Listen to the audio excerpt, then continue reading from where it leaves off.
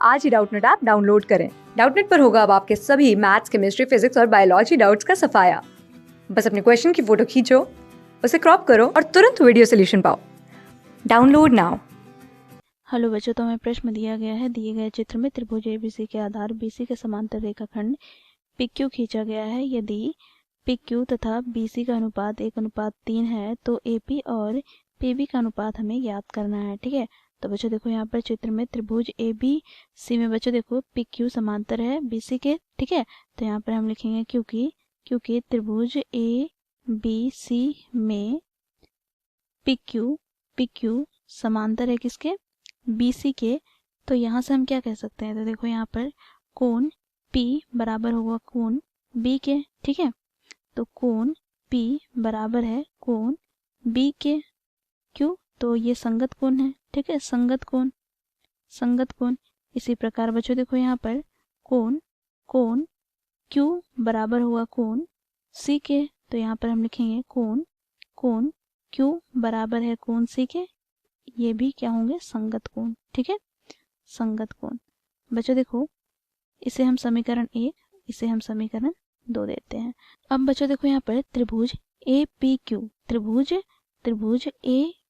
APQ तथा त्रिभुज ABC में, त्रिभुज ABC में देखिए तो बच्चों देखो यहाँ पर कोण P बराबर है कोण B के। तो संगत कोण समीकरण 1 से। ठीक है, समीकरण 1 से। ठीक है, इसी प्रकार बच्चों देखो यहाँ पर कोण Q बराबर है किसके, कोण C के। समीकरण 2 से,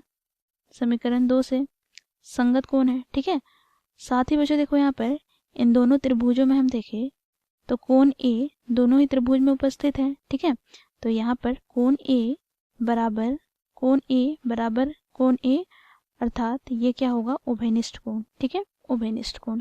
अब बच्चों हम जानते हैं यदि एक त्रिभुज के तीनों कोण दूसरे त्रिभुज के तीनों संगत कोणों के बराबर है तो यहाँ हम कह सकते हैं दोनों त्रिभुज समरूप है। तो यहाँ पर बच्चों देखो त्रिभुज APQ समरूप है त्रिभुज ABC के कोण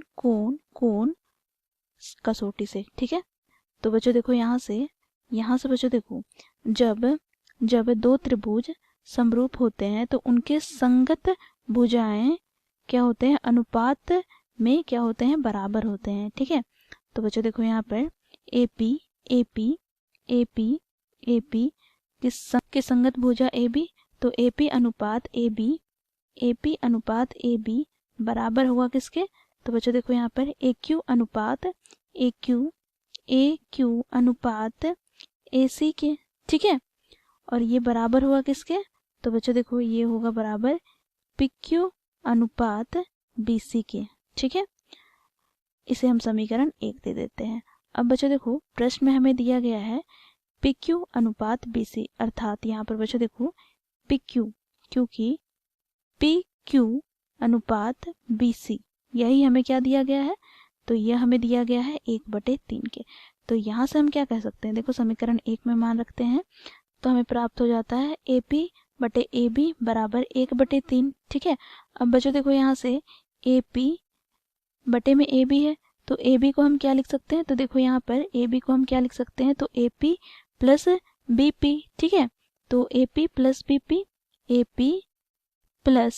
BP बराबर क्या हो जाएगा, 1/3।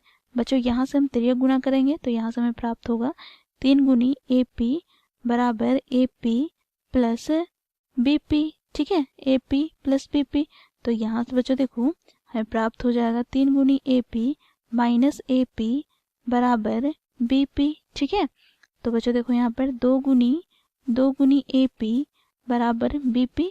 तो बच्चों देखो हमें प्रश्न में क्या बोला गया है, हमें प्रश्न में AP और PB का अनुपात पूछा गया है, PB अर्थात BP। ठीक है, तो यहाँ से हम लिख सकते हैं देखो AP बटे PB अर्थात BP। ठीक है, PB अर्थात BP। ठीक है, तो यहाँ से बच्चों हम क्या लिख सकते हैं, देखो PB बराबर यहाँ पर बच्चों देखो 1/2। तो यहाँ से हमें प्राप्त हो गया, अतः AP तथा पीबी का अनुपात में प्राप्त हो गया 1:2। ठीक है, तो ये हो जाएगा बच्चों हमारा दिए गए प्रश्न का उत्तर। आशा करती हूँ कि आप लोगों को समझ में आया होगा। धन्यवाद। क्लास 6 से 12 से लेके नीट, IIT, जेईई मेंस और एडवांस के लेवल तक 10 मिलियन से ज्यादा स्टूडेंट्स का भरोसा।